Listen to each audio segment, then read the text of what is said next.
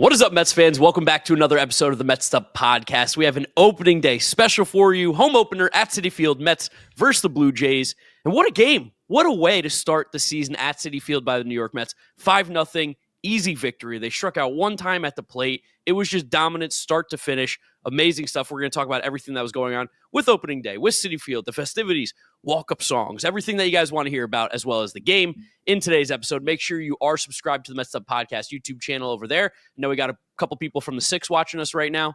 Salute to you. Appreciate you giving us those views right there. Thank you so much. If you're listening to us, Apple Podcasts, Spotify, Google, drop us a rating, drop us a review, download and subscribe, and follow us on all our social media at Mets'd.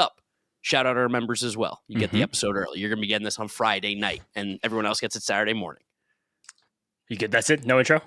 Nope, that's it. That was my intro. All right. It was a great day. I wanted you to say something. It was just so nice to be at Citi Field again. I missed it. I missed it a lot. I missed being at Mets games. I missed riding the 7 train with all the Mets fans.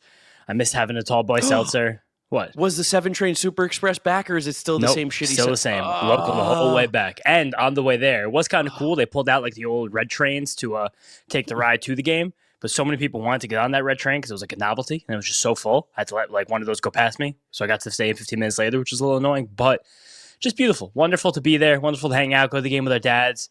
So great to sit there and just like see people in the ballpark for the first time in a long time. Really, just such a nice day. Home by 6:30, podcasting by 7. Like, what's better than this?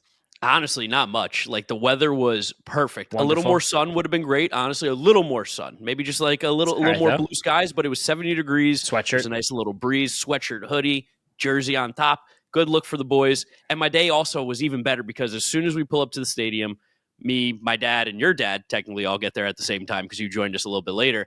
We go to the K corner, and I see someone who I hadn't seen in over a year. Shout out our boy Steven, the security guard at Citi Field. He used to be a security guard right by where like production offices were. That's how we became friendly with him. He's invited to his barbecues before. He's an absolute legend. He'll probably never hear this, but if he somehow does, so happy I saw Steven. We didn't see him at all last year. Couldn't find him in the stadium. First game at Citi Field this year, saw him, and I was like, this is amazing. The vibes are through the roof. Yeah, nervous that he wasn't there anymore. Something might have happened to him. But happy to see him, and also just happy to see the Mets have a cool, calm, easy, nice, very good win. It's the kind of game that you expect when you have a good team. The Mets play a kind of a bad team, the Blue Jays, but it was nice to see them get through a more or less totally stress-free baseball game, which is crazy to say because they only had 4 hits. Yes. Not one person after the 4th hit in the lineup got a base hit. And Tylor Megill got chased in the 6th inning, even though it was a very good start for Tylor Megill. We'll talk about that a little bit later, but just such a nice, easy, good win for this Mets team. Yeah, I mean, it helps when Lindor starts the game off with a leadoff double. Shout out your dad in the car all day. He was like, Lindor, leadoff double. They got to start it off. A little leadoff double, Lindor. He did after a replay review. 6 slide by him. Terrible tag by Andres Gimenez. Lindor had a much better game today, too. 1 for 2, 2 walks, on base 3 times. 200 balls. The Mets scored 5 runs, which is great. Juan Soto then did not get him over, but then Pete Alonso comes up to the plate, has another incredible at-bat against Kevin Gausman, who just had no swing and miss stuff today whatsoever. He had the fastball, but the other stuff wasn't there, and he couldn't get whiffs. And Alonso just takes a pitch that honestly was a pretty good pitch, down, low and away in the zone, but with 2 strikes, Pete flicked it to right field, 380 feet for a homer to take the lead 2-0 early on this one. It was, I got to say, the Citi Field crowd, they were bringing it. Yes. I feel like it felt almost louder than maybe a couple playoff games that we've watched there. Some of our friends were texting us that on television it felt like a playoff atmosphere. When that ball left Pete's bat, it did feel playoff adjacent. Also funny, the last time the Mets had a game at Citi Field, Pete also hit a home run in the 1st inning. Yes. Game 5 against the Dodgers, and I was there. And then all these months passed. We didn't have Juan Soto. We didn't know if Pete was going to be Met. In his first game back at Citi Field, boom, home run again. And after Pete hit the home run, the Citi Field faithful was just chanting, Pete Alonso, over and over again. But not even really over and over again, because they probably got 1.5 times through the chant, and Pete had the quickest curtain call of all time. The second you heard his name once, he ran to the top step and did past the top step in between the dirt and did like a double wave to the entire stadium while Brandon was still at the plate. Kevin Gausman had to basically step off because it was so distracting. But it was cool that he felt the fans, we gave him the love, and he threw the love right back really, really quickly. Yeah, I loved it. And after the game, too, I don't know how long you stayed afterwards because I know you grabbed the train, but did you hear what he said to Steve Gelbs on SNY afterwards?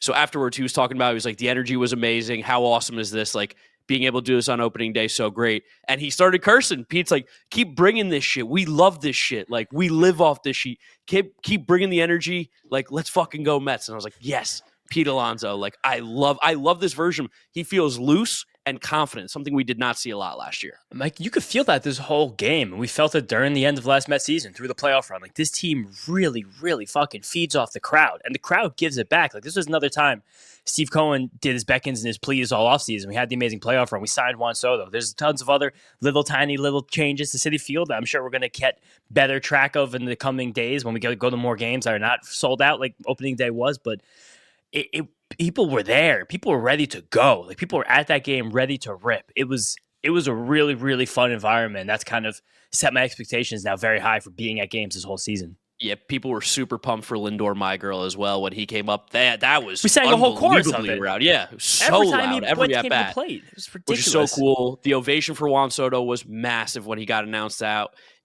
Honestly, like when he hit that double later on in the game, I like had like kind of like a out of body moment where I was like, holy shit, wait a second. Like, I'm watching Juan Soto get a big hit for the New York Mets. Like, that was the first time it truly, like, it felt real watching on TV, but in a different way. Now seeing it in person, be like, holy shit, this guy's on this team. It's funny. I had the exact opposite, like, bodily response to that, where I was like, he came up and the Blue Jays pulled Kevin Gausman to bring in the lefty Mason Fluharty, who I think thought was a bad decision. I truthfully think he might have had one of the worst appearances I've ever seen in the history of baseball from any pitcher ever, because he threw 3 pitches. And one was a double. I think Juan Soto took a pitch, then he hit a double, then intentionally walked Pete Alonso, and then Brandon Nimmo double. And I told my dad, I was like, you know what Nimmo loves to do, first pitch. I was like, after that walk, I knew he was swinging first pitch. I feel like everyone should have known. Especially because Fluharty is a lefty and a bit of like the de facto lefty specialist in this Blue Jays bullpen. He came in to face the Mets 2 lefties with an intentional walk in between and gave up 2 doubles that were roped down the line. It was an unbelievable, embarrassing performance. But when Soto came up and he hit that double, I was like, oh, this is supposed to happen. I was like, I never want to get this way as a fan, but like there was almost an expectation like he was going to come through there, and it felt like very normal when he got that big hit and kind of gave us the insurance, not that we needed, but just that we needed to relax a little bit. I think it was nice to be able to give Edwin Diaz and Ryan Stanley the night off as the back end of the bullpen guys, but just it was that rally was almost even more satisfying than any other moment in this game, because it was, you got the full taste, the full experience of how dominant the top 4 guys in this order can be when they actually start to click. Because we're still not even close to clicking. We only had 4 hits in total in this game. Not one player in the team had multiple hits, and no one after, again, I said it before, Nimmo had even a hit. But just I will say, Starling Marte hit the ball well today, though. His swing's been really good since moving to the DH spot. Like, he's hitting line drives all over the place. He obviously has the home run from Miami. He hit a ball hard to third base that got Nimmo doubled up in the first inning. The Mets were going for the kill there. They were going for the jugular. I thought it was an aggressive play. I like But if that hit got down the line, the Mets have a run. It's 3-0. Starling Marte standing on second. You're like, oh, my God. Yeah. Like, we're cooking right now. But I like his at-bats a lot. The bottom of the order definitely needs to get going for us, though, at some point. And it doesn't seem like it's that. I mean, I don't know. It's baseball. Things can change every single day. But Mark Vientos, again, horrible at bats. Luis Torrens was very bad. Bad at the stadium. I would guarantee that I'm not the first person to announce right now. James Shaw on the Mets'd podcast. Mark Vientos will have the day off on Saturday, April 5th for the New York Mets. Wow. I don't think he is. I don't think they're going to give him the day off. I think he might have to play through it. I think he needs to take a deep breath here. It looks very bad. Luis Torrens smacked the ball a couple times. Jose Siri hit that ball to center field that George Springer had, look what I found when he ran to the wall, which actually was the beginning of that rally, that last inning for Kevin Gausman. And Luis Angel Acuna, also horrible at bats. The only strikeout by a Mets batter in this game. When I looked up, I think it was the 6th, 7th inning, I was like, oh my God, the Mets have not struck out. Thought that was cool. But again, nice to get a little bit of a taste of what this top of the order can do, how much offense they can provide to this team when they're all going to be clicking at some point, hopefully very soon. Yeah, now to flip it on over to the pitching side, because we got to give our flowers to our boy, Tylor Megill again. He walked 3 guys. It felt like those came like sporadically, and more so at the end. He kind of fell 2 in a row at the end. Inning. Yeah. So it was really more of like a 5 1/3 and 2 hits, 1 walk type thing until those last couple batters there.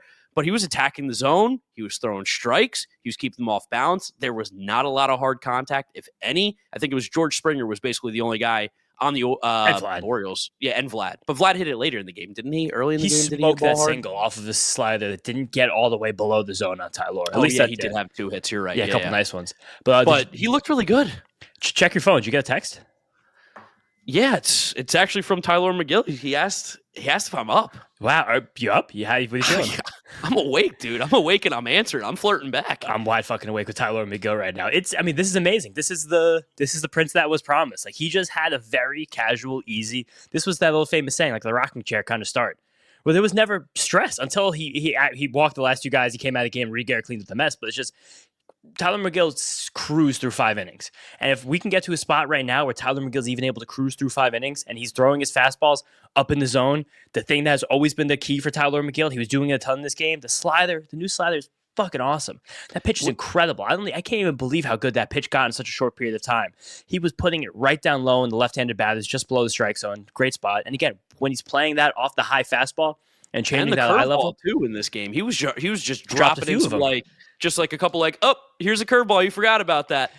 There was that bat, I think it was with Andres Jimenez to start the second inning, where he threw him like 4 straight sliders, and he dared him. He was like, I dare you to lay off this or make contact. And he had like 3 little dinky foul balls, and the last one he swung through it, and it got the pitching ninja treatment, got retweeted around. But it's a good start. He didn't even get tons of whiffs in this game. He didn't even get tons of swing and miss. If he didn't lose Vladimir Guerrero Jr. when he had him 0-2 in the 6th inning, and he was able to get him out and then just figure out whatever would have happened to Anthony Santander, because that was the classic moment for McGill, where I think he became bad feeling. He became aware. He was like, am I going to throw a complete game shutout right now? And then he started squeezing the ball really tight, and he went from 0-2 to Guerrero to a walk, and he walks Santander in 4 pitches, and Carlos Mendoza, rightfully so, wonderfully so, ran out of dugout, grabbed him out of there. If he gets through that inning, like, we're looking at Tylor Megill and being like, that was the best start of his entire career. Yeah, I mean, it's like that in the Phillies one you think about, and you're like, those would be like 2 defining moments for Tylor Megill. And also, again, shout out the bullpen. I think you guys are starting to realize, 1, why we've been so high on this bullpen all off season long, and 2, why on this podcast and why most modern people who watch baseball promote and just push so hard. You need to have strikeout guys in the bullpen. You need to get strikeouts. Reed Garrett came in a tough situation, like we said, 1st and 2nd. He threw a wild pitch. It was 2nd and 3rd. Ball could not go into play. Run was going to score. He struck out the 2 guys. It was fantastic. AJ Minter, while he gave up the 1 hit, struck out 3 guys. Max Kranick was a little more of the soft contact king there, but he's making guys look foolish too. He's incredible. The bullpen is looking so good. And again, this isn't even the A squad. No, literally, these are the B guys. And also Minter, I know he struck out the side, but we saw a couple 92-mile-an-hour fastballs. I think that's a problem spot for Minter. He might have come back a little sooner from injury, and I think it is telling that he's being used in not the highest leverage spots. When the tough lefty was coming up with 2 men on, I mean, tough lefty, I put that in big air quotes. The toughest lefty in the Blue Jays lineup, Andres Jimenez, was up with 2 men on as the go-ahead run in the top of the 6th inning before we had our little rally. Reed Garrett came in to face him, not AJ Minter. I think that's a telling thing about where the bullpen hierarchy is right now. And I think that makes sense. Like, I trust Reed Garrett immensely with men on base. He's the fireman. He's the guy that's getting the swing and miss stuff, where AJ Minter's not quite there yet. Not saying he can't get there or won't get there, but I do think that there's going to be a little bit of a massage period with Minter to get in here. And how many booms are you giving Big AJ? I'm not a boom guy. You're the boom guy. How many booms? I'm not a boom guy. I will not boom. You have to pick an amount of booms. You're going to give him no booms? That's what you're going to say? He deserves no booms. He's no boom in AJM. That's terrible. He gets 5 big booms from me. Boom! Boom! No, stop. Boom, shut up. Shut up. Did you know this when we were doing intros? Who got, I think, maybe the 2nd or 3rd biggest intro of any member of the Mets organization? No. Who was it? It's Jeremy Hefner.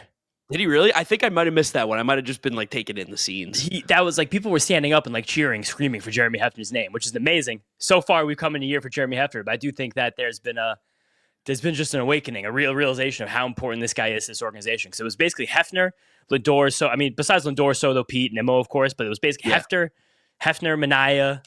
Minaya got a huge one. I think he was the biggest one of the guys who weren't starting. Basically, Minaya, Diaz, and then Hefner. Kodai got a big one as well. Okay, yeah. I think those 3 were the biggest ones, with Diaz as well, from the guys who are not the superstars of this team. I love that. I just love seeing that from the Mets fans. It was an amazing moment to be in Citi Field when Jeremy Hefner gets standing ovation. We tell our grandkids about that one. We saw Jeremy Hefner standing ovation on opening day 2025 before Max Kranick threw 2 more scoreless innings. Yeah, I mean, what was the stat today about Kranick? He's faced 18 batters and he's retired 17 of them. Yeah. Only 1 has reached base, and it was on a hit today. Otherwise, he has gotten out every single batter he's faced. He's a freak. The guy's so good. Where did he come from? I mean, he came from Scranton, PA, lifelong Mets fan. He said David Wright sent him a personal text message when it was announced that he made the team. That was his childhood favorite player growing up. That'd be like if you or I shit his pants. Like if David Wright texted you or I. I think us and Max Kranick are the same age. I think we're all 28 years old. I guess we're 29 now. Fuck, damn, we're 29 now. But it was such a nice day at the ballpark. I can't even get over how great of a day it was. So easy, so clean, good win. we're gonna be done with the podcast at 7:30. That's it. Like we got nothing else to talk about here. We saw a baseball game. We had drinks. I had a hot dog, which was fantastic. Shout out to Glizzy's. We did a podcast. 7:30. We're done. We got anything else to talk about here? I'm thinking any more around the ballpark stuff you can think of. Shout out to boy Sam. We met. Shout out the other two brothers. Yep. We met in center field. I don't know. What else you got? Anything? Let's see. I noticed. Oh, dude, Pete's new walk up. Yes, electric. Well, that was the old walk up. He's brought it back now. Yeah, no, that was a great job. Is that Layla? Is that what the song is? I know what it is, but I don't know what it is. I'm gonna look it up real quick. I think it's Layla. I'm gonna by Eric Clapton. Yeah, Layla by Eric Clapton. Heater, absolute banger. Well done, Pete. Yeah. He's back, and the child of God, Brandon Nimmo, still has back. It. There was so happy. There was someone in my section who I thought was also ironically singing the Child of God song with me, but then like I dapped him up, and then I stopped singing, but then the song also stopped on the loudspeaker, and then he did the whole he did 3 more stanzas just himself. Every day's a good day. Now let me tell you why. But he kept going after that. I was like, oh, he might not be doing this ironically, so I'm gonna stop now too. Shout out Stephen Matz' wife for singing that song. Shout out Stephen Matz, Mrs. Matz for singing that song. Also, the fact that Juan Soto went out to the outfield in the first inning, gave it back to the crowd immediately. Oh, people were freaking out. Understands the moment. Really, really cool to see that happen.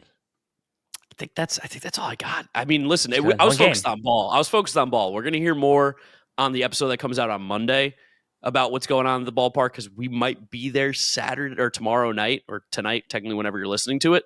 Not sure yet. Trying to sell my tickets. If they sell, we're not going. If they don't, we're going. So we'll see how that thing goes. But otherwise, you can catch us on the next episode of the Mets podcast, Monday morning, Sunday night, if you're a member over on the YouTube channel. We appreciate everybody who's listening, watching, subscribing, all that good stuff. Make sure you are subscribed to the YouTube channel, Mets'd Podcast. If you're listening to us, Apple Podcasts, Spotify, Google, drop us a rating, drop us a review, download, and subscribe. You can follow James at James Shiano, YouTube and Twitter. And I'm Giraffe Neck Mark with a C. Thank you guys for listening and watching. We will catch you all after the series. Let's go Mets. Peace out, guys. Let's go Mets.